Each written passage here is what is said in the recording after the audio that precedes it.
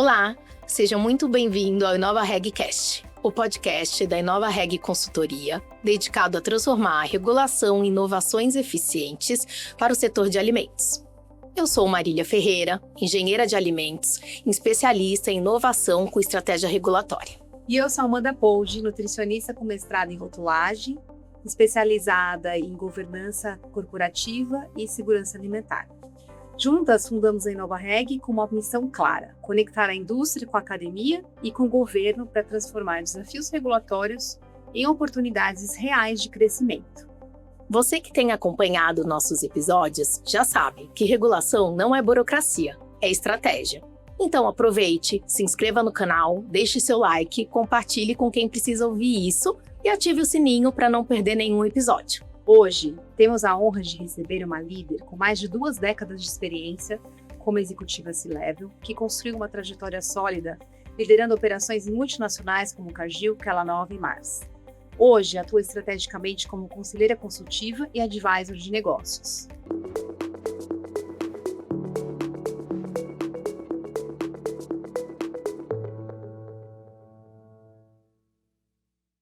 O tema de hoje é Governança Corporativa e Estratégia Regulatória.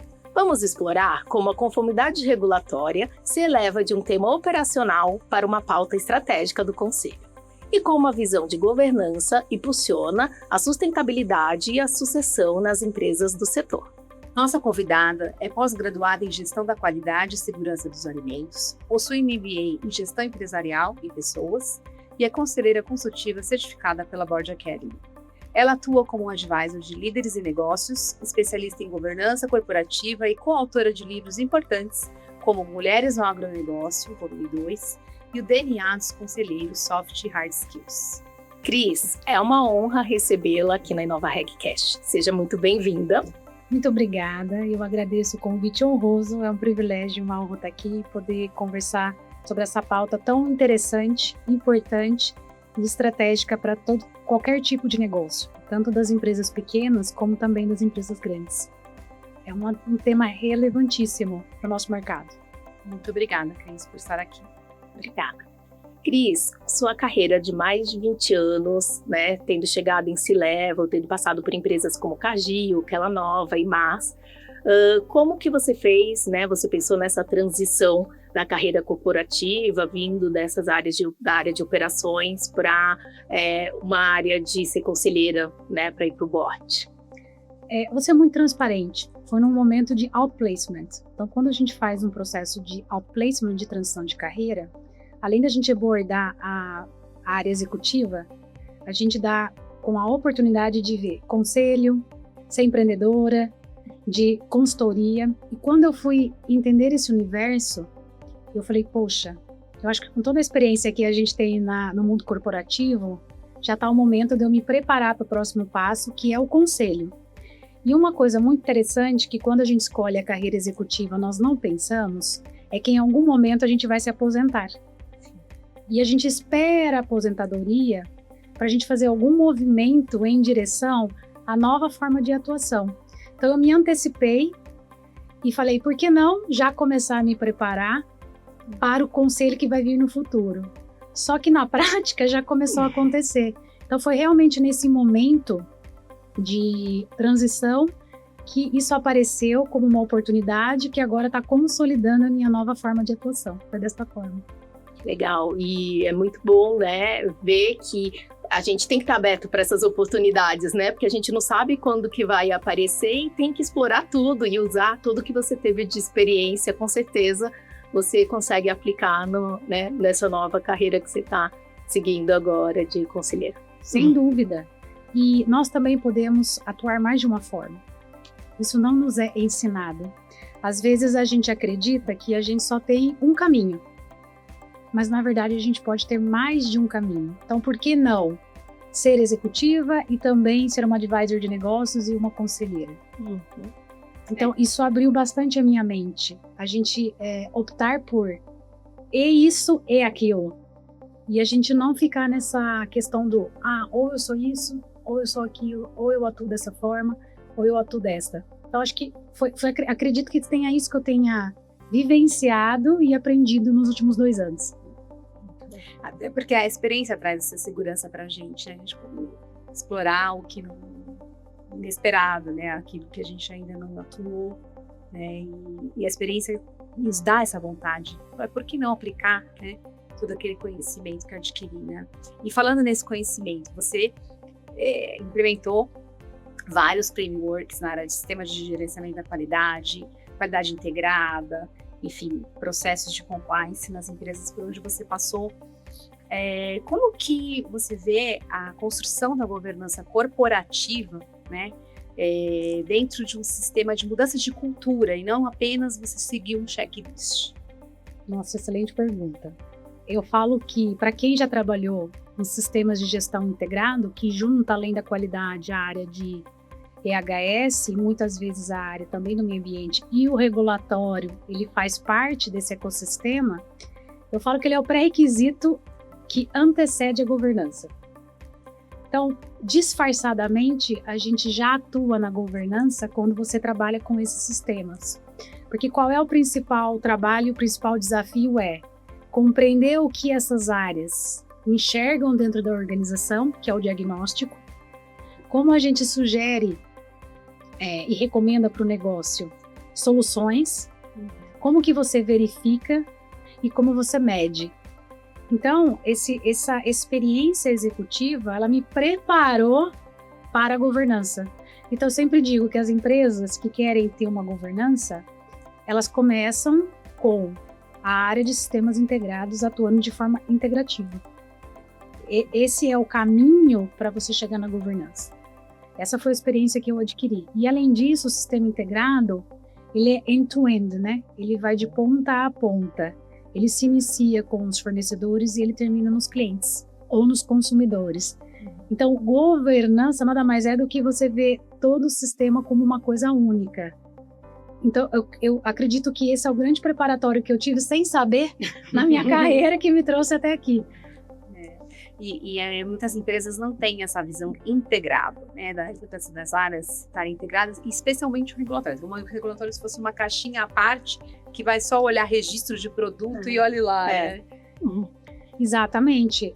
As experiências que eu tive nas empresas grandes, geralmente a área de regulatórios, nesse contexto, é visto pura e tecnicamente, não como uma área que agrega para o negócio para trazer soluções ou antecipa riscos. Porque o que mais muda, na verdade, no mercado são as questões regulatórias. E, geralmente, elas são consequência de algo que já aconteceu. As leis não vão mudando de uma maneira proativa, geralmente.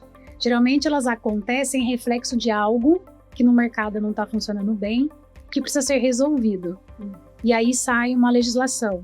Né? Nós estamos falando de alimentos, mas vamos falar da NR1. Essa é uma pauta que existe nas organizações há muitos e muitos anos. Mas porque ela virou lei? Por uma questão reativa. Então, quando eu vejo o regulatório nas organizações, atualmente, ainda nas empresas grandes, ela ainda é vista como uma área que não tem tanta voz, inclusive. É uma área que é consultada muitas vezes no final. E de briga. Como lembram que existe o regulatório. Exato. Exato. Então, acredito que é importante a gente trazer esse assunto como uma área que previne que muitas questões reputacionais, que muitas questões relacionadas a risco sejam vistas desde o início de um projeto. E não no final dele, quando quase tudo está pronto e decidido, e aí chama alguém do regulatório para vem aqui dar uma olhadinha. E não é sobre isso, né? Então, eu acredito que a minha experiência, inclusive em empresas muito grandes, eu vejo muito mais a área regulatória dessa forma, na forma de atuar, do que dessa forma mais preventiva, que é o que eu acredito que funciona melhor nas organizações. E que agrega muito valor. Isso que eu ia colocar, né? Que agrega muito valor. Exato. E, Cris, falando um pouquinho de gestão de risco, né? Você é uma parte que é central dentro de uma indústria e como que você vê uma gestão de risco regulatório, levantamento desses riscos, de mitigação, quando a gente trata dentro de um board? Bom ponto. Eu acredito muito num framework que também funciona para a área regulatória, de você sempre começar com o status quo. Né? Qual é o estado atual da empresa, né? E qual é o diagnóstico que você tem da área. Quando você tem esse diagnóstico regulatório dentro da organização, em todos os níveis, você consegue identificar qual é o risco que você está correndo. E muitas vezes a empresa não tem clareza sobre isso. Eu acredito que esse é o maior desafio. Muitas vezes a gente espera algum órgão nos autuar, ou a gente ter alguma multa ou alguma questão nesse sentido para que a gente revisite o diagnóstico regulatório. E muitas vezes o regulatório ele é considerado ao final de um projeto. Então, muitas vezes ele nem tem tempo de fazer o diagnóstico de maneira mais adequada. Então, na minha visão, com relação a risco, a área regulatória deveria ser inserida como qualquer área de risco. Você faz um diagnóstico, você encontra alternativas, porque sempre existem alternativas, você elabora opções para o negócio e você conduz o negócio naquilo que a área acredita que seja o recomendado. Mas de uma maneira bastante elaborada, vamos dizer assim. E aí o negócio tem condições de realmente atuar e tomar a decisão mais assertiva, considerando todos os fatores de risco que podem ocorrer ao longo da implementação de alguma decisão mais estratégica que precisa tomar. Só pegando um gancho nessa fala da Cris, nesse sentido, você acredita que as pessoas que fazem esse diagnóstico precisam ter um nível de senioridade maior? Porque o que a gente vê às vezes são pessoas fazendo trabalho regulatório que ainda são muito iniciantes na área ou não tem uma bagagem. Como você enxerga essa inteligência regulatória com a expertise que ela precisa ter? Para ter solução, você tem que ter senioridade. Você não consegue prover soluções se você não tem experiência prática vivenciando a área. Então, o que eu vejo nas minhas experiências? Você vai ter líderes sênior, você vai ter júniors e você vai ter plenos. O que acontece? Quando você tem uma equipe muito júnior, ela faz uma interpretação muito curta do que está escrito. E às vezes ela vai para o sim ou não. E não traz alternativas. A senioridade, ela contribui para que a vivência e a maturidade profissional ajudem a encontrar soluções e alternativas para que algo seja feito. E isso é muito crítico. E eu sei também que existem as consultorias. Então, as consultorias, geralmente, quando não há uma área regulatória bastante sênior dentro da organização, existe esse convite para a consultoria, para que ela venha e consiga dar esse, vamos dizer assim, suporte técnico senior para encontrar soluções para a empresa. Então, eu acredito que essa é uma questão cultural que ainda algumas empresas não enxergam. Não é simplesmente você olhar para a lei e fazer uma interpretação. Não é sobre isso, é sobre encontrar caminhos para suportar aquilo que o negócio deseja fazer, também atuando de maneira conforme com as regulamentações. E a gente acredita muito nisso, né? Que um regulatório estratégico, que a experiência pode ajudar a trilhar esses caminhos. Quanto antes o regulatório estiver inserido, né, na estratégia do negócio, no planejamento, ele consegue pensar onde estão as barreiras e como transpor aquilo e não travar. Não é para ser uma área que só diz não, né, ou sim ou não. É uma área que ajuda o negócio a chegar onde ele quer. Sim. E também veja assim, quando você tem um time senior atuando, o time senior traz soluções. E na prática, dificilmente alguém vai dizer não. Você vai dizer não quando realmente você não tem nenhuma alternativa. Sim. E muitas vezes isso não é levado em consideração. Eu acredito que essa cultura que a gente tem que precisa ser trabalhada. Que os líderes não têm essa visibilidade. Ninguém quer dizer não simplesmente porque é um não. Né? A área regulatória, como as outras áreas que apoiam a questão de risco, nós somos áreas que querem que o negócio atue. A diferença é de maneira conforme, não é a qualquer custo, né? Ou de qualquer forma. Então, essa clareza, eu acredito que muitas vezes não existe. E aí fica esse hiato, né? No meio do caminho.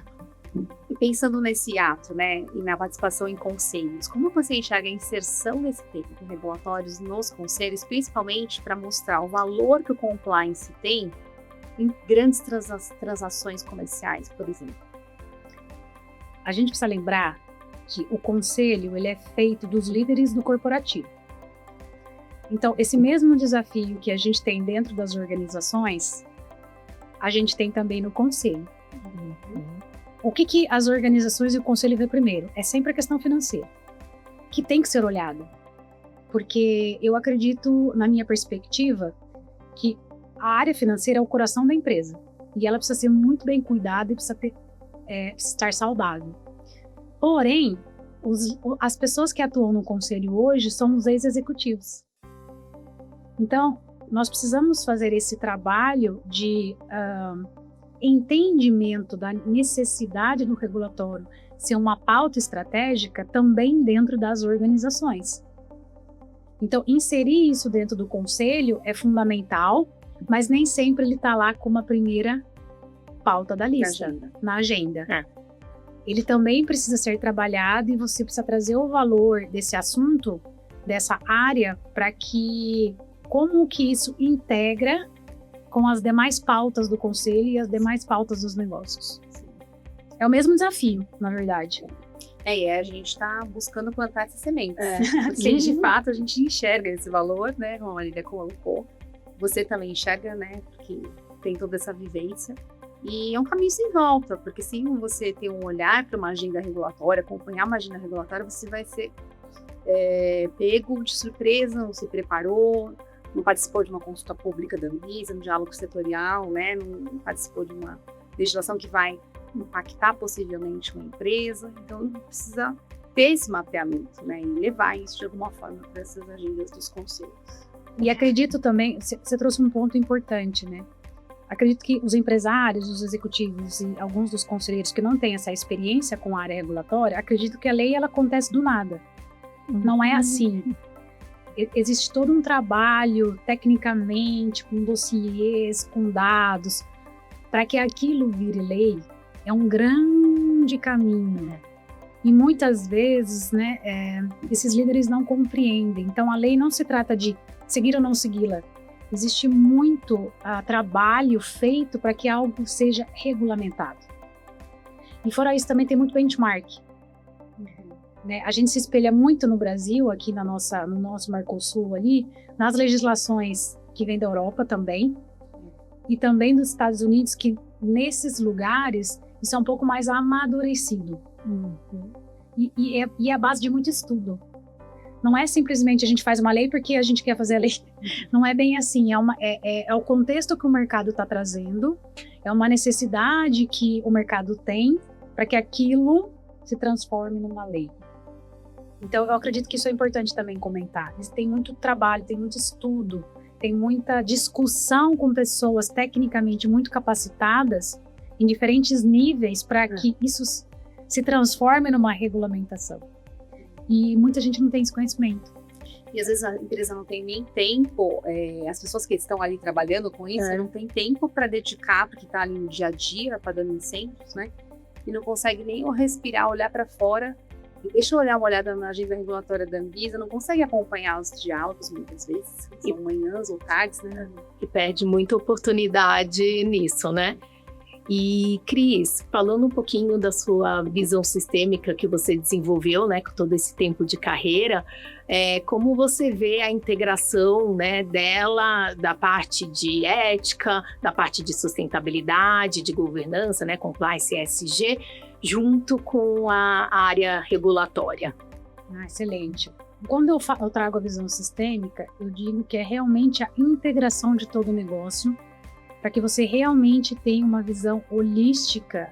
Quando eu digo isso, eu estou dizendo de ponta a ponta dentro do negócio, para você realmente compreender como ele funciona. Para mim, a governança sistêmica, ela é um pilar de 4 elementos. É você fazer um diagnóstico, primeiro e o mais importante de todos, da cultura da organização. Porque quem lidera é quem toma a decisão. Não é o que está escrito na parede. Não é o que está escrito no manual. Não é o propósito que estava escrito no site. é como a liderança opera. Então, a cultura organizacional precisa de um diagnóstico. Segundo ponto, a gente precisa avaliar e mapear os processos, para a gente compreender como a empresa funciona. Além disso, a gente tem que observar as tecnologias. As tecnologias, elas estão alinhadas com os processos que você tem? Por que isso é importante? Quando você vai para uma empresa muito grande, onde ela tem diferentes tecnologias implementadas para a mesma coisa, você não consegue fazer uma leitura do sistema. Ela é fragmentada. E nesse fragmento é onde existem as vulnerabilidades. E muitas vezes essas vulnerabilidades não são vistas na organização e elas podem comprometer a reputação em todos os níveis. E os indicadores. Então, para mim, o sistêmico é quando você lê a cultura, os processos, a tecnologia e os KPIs e você percebe, eles conversam? Eles estão realmente alinhados estrategicamente para que funcionem de uma maneira onde o negócio vai ser beneficiado e não aquela área? A gente está definindo os KPIs de forma que a gente realmente faça uma leitura daquilo que está acontecendo? Eu, sinceramente, eu nunca vi KPI para regulatório. E deveria existir. E a gente não faz. Mais difícil ter uma métrica, né? Tem alguns dados que conseguem, mas termina sendo um pouco mais operacional, né? Mais objetivo. Mas sempre tem evoluído, assim, eu percebo pelo tempo que eu tô na área regulatórias, né, que eu rodei um pouquinho em empresas, que cada vez mais a gente consegue desenhar, mas ainda tá um pouco, acho que distante de algumas outras áreas, assim, que tem algo mais objetivo. Não é algo tão concreto, tão visível, né? E quando eu trago esse assunto, não é pra gente medir o quanto de compliance a gente tá ou não versus a lei, mas é como a área em si atua. Nesses pilares que eu trouxe, que também tem uma questão de governança. Sim. E para quê? Até para que a área tenha mais credibilidade quando ela faz uma recomendação mais estratégica para a organização. Então, quando eu falo do holístico, é realmente a gente ter essa integração de tudo. E hoje, mesmo nas empresas muito grandes, não existe isso. É muito mais uma questão matricial, mas de uma maneira silo-orientada. Às vezes essa área está performando maravilhosamente bem, porém o que ela decide aqui impacta no compliance. E ninguém está vendo. E tem que olhar o negócio como um todo, né? Você tem que olhar o negócio como um todo. E às vezes a área que cuida do compliance nem sabe, né? Que tá tendo esse impacto. Exatamente. E você falou bastante da cultura, né? De olhar os processos, as ferramentas e tudo mais. E a gente vê que as empresas, o mundo está se transformando muito, né? Digitalmente e tudo mais, e ainda mais plano de sucessão familiar nas empresas, né, que é algo bem crítico, especialmente no agronegócio, no food service também. Como que você enxerga, você já falou um pouco sobre isso, mas essa estratégia, né, sendo um diferencial relacionado também novamente aí essa questão do regulatórios? Olha, sucessão familiar é um tema crítico, porque é o seguinte, tudo que acontece na família, acontece no negócio da família. E muitas vezes, as pessoas que têm um fundador, geralmente o fundador é o grande empreendedor do negócio. É ele que inicia, é ele que desbrava, e ele vai no feeling, né? Ele vai na intuição muitas vezes. A área regulatória, inclusive, é convidada lá na frente para participar de algo. Quando você fala do plano de sucessão e da forma como a empresa familiar atua, poucas empresas conseguem ter nessa liderança familiar a imparcialidade. Esse é o maior desafio. Porque da mesma forma que existem os filhos preferidos, esses filhos preferidos são os preferidos na empresa. E muitas vezes o preferido não é o mais competente. Ou também existe aquela questão de inserir pessoas na organização que são parentes, porque vamos ajudar o parente. E aí você cria um ecossistema muito complexo de você conseguir, nessa parte cultural, de ter a imparcialidade, a competência e as decisões estratégicas na mesa.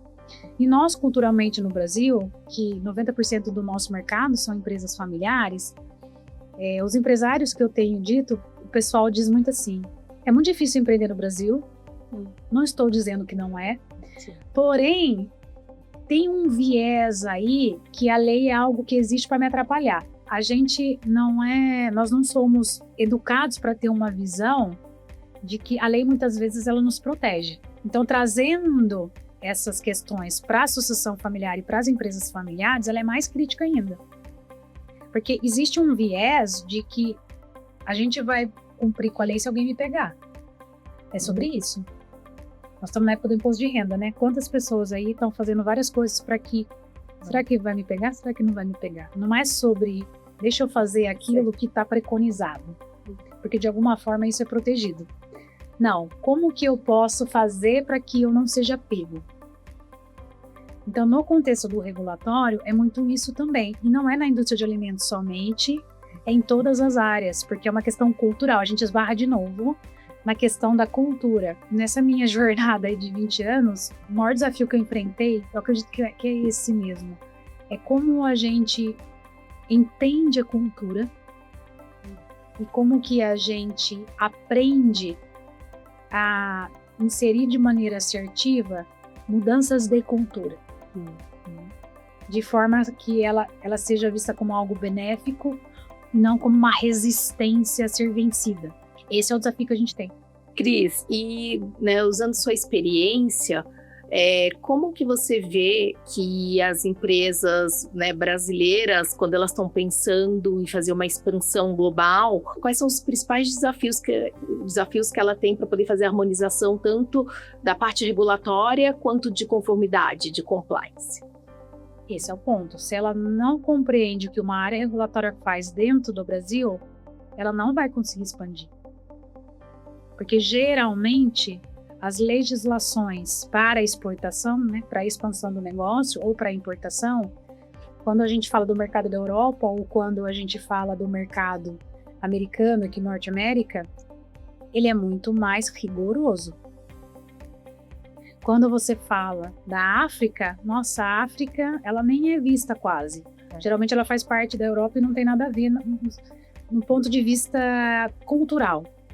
E a Ásia é um continente lotado de muitos países diferentes, tem que ter muita especialidade. Então, você precisa consultar, né, e trazer a área regulatória desde o início, senão o negócio não vai ser bem sucedido.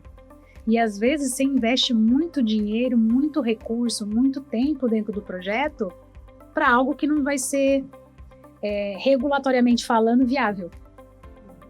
Porque isso não está na pauta. Não, com certeza, assim, a gente vê que tem muita discussão, né, tem códex tentando harmonizar, mas existe muita particularidade, né, de cada país. Exato.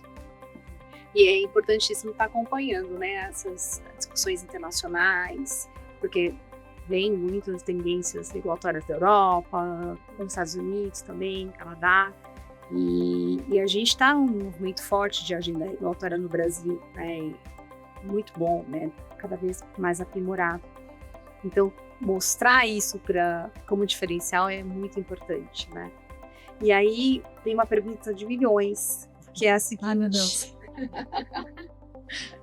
Como fazer com que o regulatório deixe de ser um centro de custo e passe a ser parte realmente como um pilar de governança, né, dentro da governança, para agregar valor? A gente vai esbarrar na educação.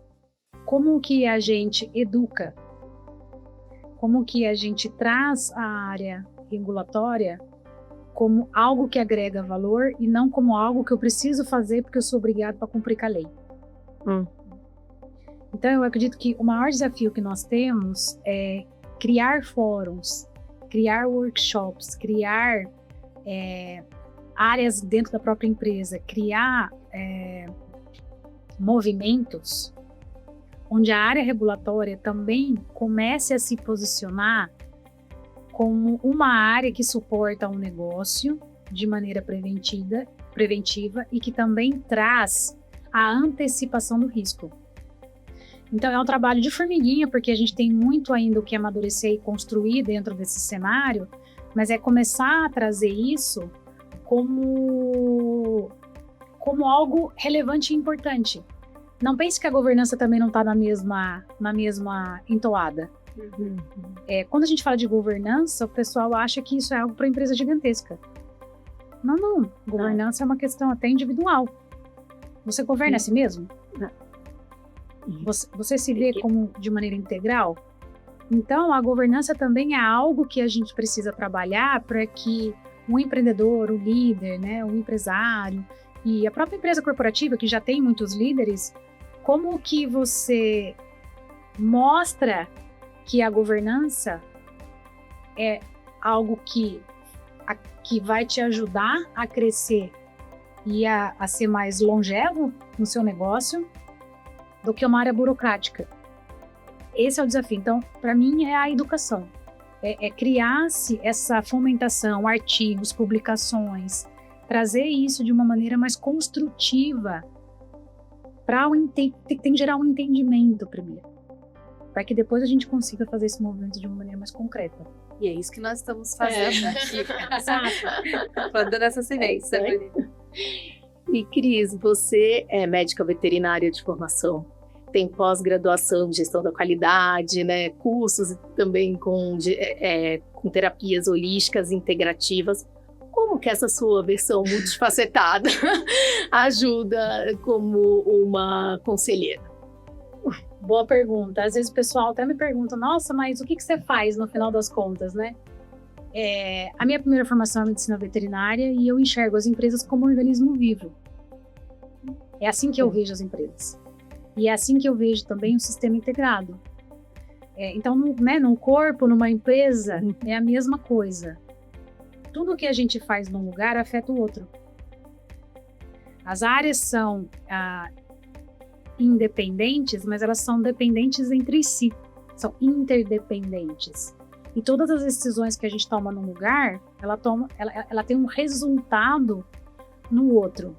E a questão da terapia holística integrativa é resultante, na verdade, dos desafios de relacionamento que a gente tem ao longo da vida. Porque a gente está falando de cultura. Cultura nada mais é do que como que cada líder se comporta. Como que a organização está funcionando. Como que aquela organização funciona operacionalmente falando na gestão das emoções, da inteligência emocional. Porque todas as decisões, elas são feitas a partir de uma crença. E de uma experiência vivida. E nós que estamos aqui no Ocidente, a gente tem bastante a individuação. A gente ouve muitos líderes que são solitários, né? Eu falo, depende do ponto de vista, porque ninguém atua sozinho. Então eu enxergo as empresas como um organismo vivo e eu falo que talvez a área de regulatório, a área de qualidade ou até a própria governança é o check-up. O que é o check-up? Deixa eu olhar como isso conjuntamente está funcionando. Os exames são os requerimentos, né? Eu estou cumprindo com os requerimentos? O resultado são os KPIs, né? Os KPIs, eles estão conversando, eles são divergentes ou eles são convergentes? O que o meu corpo está dizendo em termos da minha saúde? Nossa, é um ótimo exemplo. Não é? Adorei. Porque é realmente assim que eu vejo. Então, quando eu falo de integração holística, é desta forma. E não é sobre uma área isolada, não existe isso. Tudo está integrado. A nossa dificuldade é como que isso conversa. Então, as minhas formações, parece que elas estão desconectadas com isso. Não, mas tem tudo a ver, porque é assim que eu enxergo. A empresa não é um lugar, ela é feita de pessoas. Um ponto. E você precisa enxergar o todo, né? Eu preciso integrar. Não, e se alguém fala que trabalha sozinho, né, tá trabalhando errado, porque se você não tá olhando tudo, você não tá levando a corporação para lugar nenhum. Exatamente. E com toda a sua experiência, assim, que dica, né, sugestão prática de impacto você deixaria para líderes, empreendedores que estão agora ou construindo sua governança corporativa ou fortalecendo? Olha, eu diria que aonde a empresa está hoje, ela está sem a governança em geral. Com a governança, ela vai muito mais longe. E não é um processo burocrático. Ele é um processo para que a gente compreenda como realmente a empresa funciona. E ela cabe dentro de qualquer organização, desde a empresa pequena até a empresa grande. Ela só vai ter níveis de maturidade diferentes. Então, a governança ela é uma pauta para quem quer ter mais lucratividade, para quem quer que a empresa ela prospere, para quem quer que a empresa ela seja mais longeva. As estatísticas no Brasil da primeira para a segunda geração, muitas empresas falem pela falha na governança e pela falta de plano de sucessão. E não tem porquê. Porque impérios acabam pela essa falta de entendimento. Então você é empresário, você empresa familiar de qualquer tamanho, tem uma equipe preparada, né? Tem vários conselheiros, conselheiras, tem as meninas também que contribuem com a parte regulatória para contribuir para que esse diagnóstico seja feito, para que o próximo passo seja feito com mais consciência. Essa é a palavra. E também, quando você está muito tempo inserido naquele negócio, você acaba ficando cego. Ainda que você seja muito bom no que você faz.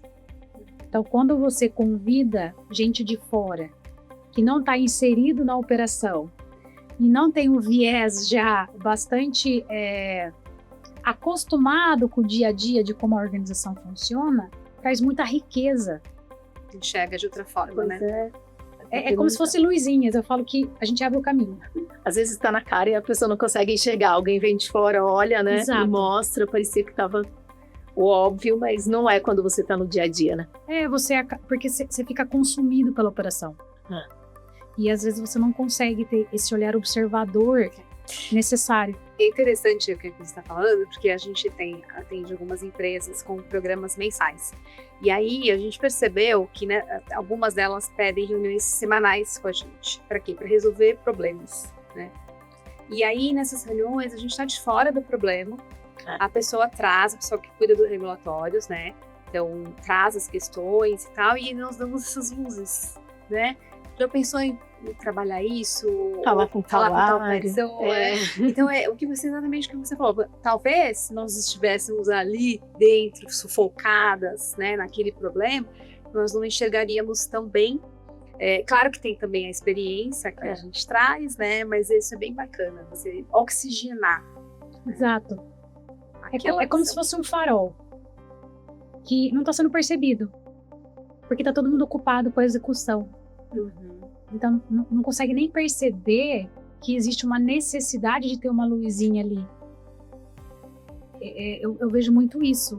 Essa é a nossa dificuldade de abrir a porta para que a pessoa veja o farol. Assim vejo eu. E às vezes as estruturas são tão enxutas no regulatório cada vez mais, e cada vez pessoas mais júniores estão trabalhando com regulatórios, que talvez essas pessoas estejam ali no dia a dia e não conseguem nem respirar, né? Para poder olhar a tendência, olhar o que está por vir, ajudar uma questão operacional que talvez seja mais simples de resolver do que se imagina, né? Ou até antecipar, né? Alguma coisa, um possível problema. E eu também vejo que isso acontece porque a gente reconhece nas organizações os bombeiros. Quem que me salvou? O brasileiro, a gente está sempre procurando um salvador, uma salvadora. Então, quando você tem áreas muito júniores, que estão sempre apagando incêndio, existe uma falsa sensação de que aquela pessoa está trabalhando bem, não pela pessoa em si, mas pela forma como a organização está trabalhando, a empresa está trabalhando, porque ela está resolvendo o problema. Na verdade, enquanto que aquele que não deixa o problema acontecer, ele nem está sendo visto. Então, isso faz parte da nossa cultura também, para a gente também trabalhar. Porque é exatamente isso. Temos muito caminho do chão pela frente. Tem bastante. Que bom que temos a mesma opinião a respeito. Cris, para finalizar, pergunta-chave, porque Inova Reg é inovação na forma de trabalhar, de atuar, então a gente está sempre buscando entender os nossos entrevistados um pouco sobre experiências relacionadas à inovação, né? Então, nós vamos fazer uma pergunta específica para você sobre inovação. Cris, qual foi a principal inovação que você acompanhou durante sua carreira, que você viu que surgiu durante sua carreira? Uma inovação que está reverberando muito no mundo atual, que já faz um tempo que ela existe, é a AI. Então, o que eu percebo? E é a pauta de conselho isso também. A AI, ela está revolucionando a forma como a gente decide. A gente nem percebeu que a AI é uma coisa que existe já faz muito tempo. A geração nova só usa a AI. E aí, você tem um risco nisso também. Então, a inteligência artificial, eu acredito que ela é uma ferramenta poderosíssima para quê? Para essas atividades operacionais mais júnior, que demoram muito tempo, elas sejam feitas pela AI.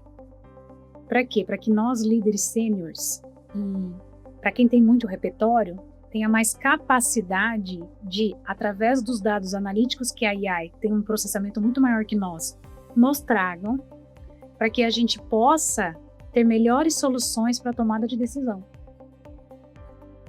Para mim, essa é a revolução que mais, a inovação que mais nos afeta hoje. E nós não sabemos como lidar com isso. Quando você fala de sistema de qualidade, quando você fala de governança, ou até mesmo a área regulatória, continua nas benditas das planilhas. Continua ainda, a gente perde muito tempo com coleta de dados e análise de dados. Porque a gente não tem uma AI que nos auxilia nessa parte. Porque a gente precisa ter mais tempo livre para ter criatividade. A gente precisa ter tempo livre para a gente poder pensar em soluções. Porque a decisão, ela precisa ser humana. Então, na minha experiência hoje, o que está trazendo, inclusive eu tenho várias IAs que funcionam para mim, que me ajudam nessas questões operacionais, para quê? Para que eu tenha tempo de estar aqui, por exemplo, fazendo esse... Nós também. Para que a gente possa ter esse tempo para poder falar do que importa.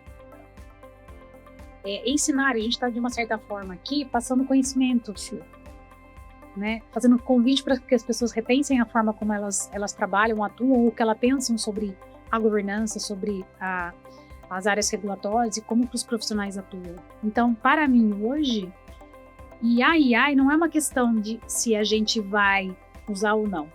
A gente já usa. A pergunta é como a gente usa. A gente está usando ela de forma inteligente? De maneira com que ela contribua com o nosso trabalho? Esse é o ponto. Eu vejo a AI como uma grande transformadora aí nos últimos 5 anos.